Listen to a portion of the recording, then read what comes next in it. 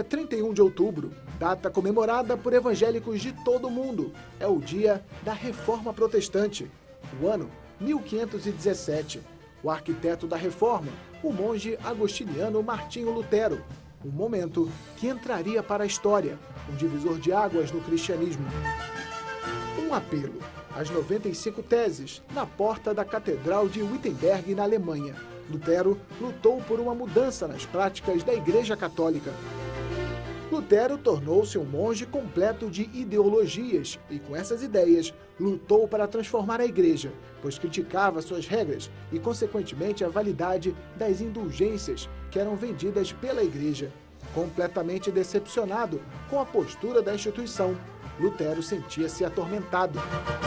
A iniciativa teve consequências por toda a Europa. Dividiu reinos, gerou protestos e mortes e mudou para sempre a Igreja. Considerado um herói que restaurou a pregação do Evangelho puro de Jesus e da Bíblia, o reformador de uma igreja corrupta.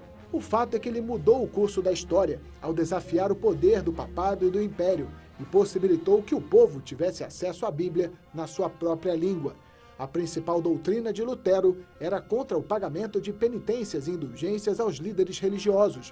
Ele enfatizava que a salvação é pela graça, não por obras. Houve várias tensões que se intensificaram quando Martinho mandou pregar as 95 teses na porta da igreja. Isso provocou grande irritabilidade nos cardeais, no príncipe e principalmente no papa, porque essas escrituras afetariam muito na imagem da igreja. Por isso, ele e as pessoas que influenciavam a igreja tentaram fazer Lutero negar as suas escrituras, mas isso não ocorreu e, em função desse ato, foi chamado de herege e julgado pela Inquisição. A partir desse momento, a maioria da população começou a duvidar da palavra do Papa. O movimento, encabeçado por Lutero, ocorreu durante um dos períodos mais revolucionários da história, passagem da Idade Média para o Renascimento, e mostra como as crenças de um homem podem mudar o mundo. A controvérsia acabou sendo, segundo historiadores, maior do que Lutero pretendia ou poderia imaginar. Porém, ao atacar a venda de indulgências por parte da Igreja, acabou opondo-se ao lucro obtido por pessoas muito mais poderosas do que ele. Segundo Lutero, se era verdade que o Papa tinha poder de tirar as almas do purgatório, devia usar esse poder não por razões egoístas, como a necessidade de arrecadar fundos para construir uma igreja, mas simplesmente por amor, e devia fazê-lo gratuitamente.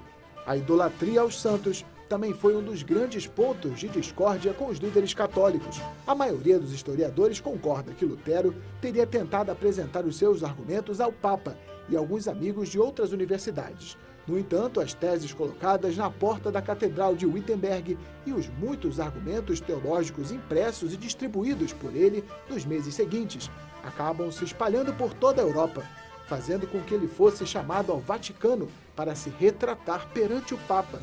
A partir de então, começa abertamente o conflito com a Igreja Católica. Lutero acabou excomungado em 1520 pelo Papa Leão X. Alegava-se que ele cometia heresia. Devido a esses acontecimentos, Lutero, temendo a morte, ficou exilado no castelo de Wartburg por cerca de um ano. Durante esse período, trabalhou na tradução da Bíblia para o alemão, pois a Bíblia nessa época só era disponibilizada em latim, resultando na impressão do Novo Testamento em setembro de 1522. Martinho Lutero morreu em 1546, aos 63 anos. Após seu casamento, ele ainda pregou seus entendimentos por mais 16 anos. Muitos dos que vieram a conhecer seus escritos ficaram do seu lado, dando continuidade ao processo de expansão. Os efeitos do protesto de Lutero perpetuaram na sociedade alemã, transformou o mundo que nós conhecemos hoje. Para se ter uma ideia, o número de evangélicos no Brasil aumentou 61,45% em 10 anos, segundo dados do Censo Demográfico do IBGE. Em 2000, cerca de 26 milhões se disseram evangélicos, ou 15,4% da população. Em 2010, eles passaram a ser 42 milhões, ou 22,2% dos brasileiros. Ainda segundo o Instituto, o Brasil deixará de ter maioria católica até 2030.